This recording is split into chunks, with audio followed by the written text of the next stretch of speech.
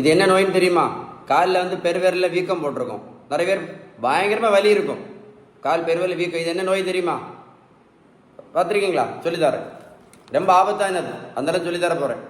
Uric acid பிரச்சனை கேள்விப்பட்டிருக்கீங்களா? Uric acid, இது எழுதி வச்சுக்கிடுங்க.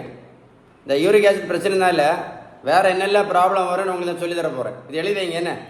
என்னெல்லாம் வரும்னா, ஒன்று வந்து மூட்டு தேய்மானம், மூட்டு வீக்கம், மூட்டு வலி, எலும்பு சம்பந்தமான பிரச்சனைகள். சரி, அடுத்தது கிட்னியில் கல். இது உங்களுக்கு தெரியும்னு நினைக்கிறேன். தெரியுமா? கிட்னியில் கல் வரும் யூரிக் ஆசிட் பிரச்சனை இருந்துச்சுன்னா. கிட்னியில் கல் சிலவங்களுக்கு ரொம்ப நிறைய கல் இருக்கும். அப்படி இருந்துச்சுன்னா கிட்னி வந்து பெர்மனெண்ட்டாக பாதிக்கும். கிரானிக் கிட்னி டிசீஸ்ன்னு சொல்லுவாங்க. கிட்னி பாதிப்பு மிக அதிகமாகும். சுகர் வரும். எதிர்பார்த்தீங்களா?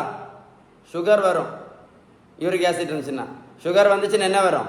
பக்கவாதம் வரலாம், இருதய மாரடைப்பும் வரலாம் இல்லை? சுகர் இருந்துன்னா பக்கவாதமும் வரலாம், இருதய மாரடைப்பும் வரலாம். அப்போ யூரிக் ஆசிட் எவ்வளோ ஆபத்துன்னு பார்த்துக்கிடுங்க. ப்ரெஷர் இருந்து என்ன வரும்? பக்கவாதம் வரலாம், இருதய மாரடைப்பும் வரலாம் இல்லை? வரலாம். அதான் கொடுத்துருக்காங்க.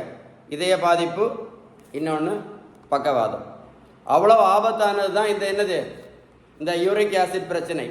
இந்த யூரிக் ஆசிட் பிரச்சனை சரி பண்ணணும்னா ஒரே ஒரு வழி தான் இருக்குது, 2 வழியெல்லாம் கிடையாது. திரும்ப சொல்கிறேன், அதுக்கு பேர் தான் பேலன்ஸ்டு டயட். சரி பண்ணணும்னா பேலன்ஸ்டு எடுத்தீங்கன்னா சரியாயிடும். புரிஞ்சா இல்லையா? ஸோ இந்த பேலன்ஸ் டயட் நீங்கள் எடுக்கலைன்னு அப்படின்னு வைங்களேன். நீங்கள் எடுக்கலை அப்படின்னா, நீங்கள் பேலன்ஸ்டு டயட் கரெக்டாக ஃபாலோ பண்ணலைன்னு வைங்களேன், நீங்கள் மாத்திரை போட்டு பிரயோஜனம் இல்லை, உங்களுக்கு எந்த ரிசல்ட்டும் கிடைக்காது. இந்த காம்ப்ளிகேஷன்ஸ் எல்லாம் கொஞ்சம் கொஞ்சமாக வரும். அதே மாதிரி நீங்கள் வெயிட்டை குறைச்சா கூட, சிலவங்களுக்கு இந்த மாதிரி ரொம்ப பெரிய வயராக இருக்கும், வெயிட்டை குறைச்சாலும் யூரிக் ஆசிட் பிரச்சனை கம்ப்ளீட்டாக சரியாயிடும். இந்த தம்பி பாரு 70 கிலோ வெயிட்டு குறைச்சிருக்கேன், 140 70 கிலோ. ப்ரோட்டீன் பவுடரும் கொடுக்கல, மாத்திரையும் கொடுக்கல, ஜூஸும் கொடுக்கல, ஊசியும் போடல.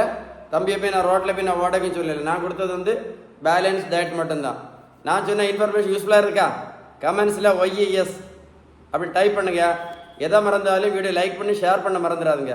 இந்த உலகத்தில் நிறைய பேருக்கு யூஸ்ஃபுல்லான வீடியோ, முக்கியமான வீடியோ இந்த மாதிரி வீடியோவில் ஷேர் பண்ணிங்கன்னா நிறைய பேர் யூஸ்ஃபுல்லாக இருக்கும். விருப்பம் இருந்தால் பண்ணுங்கள். சரியா?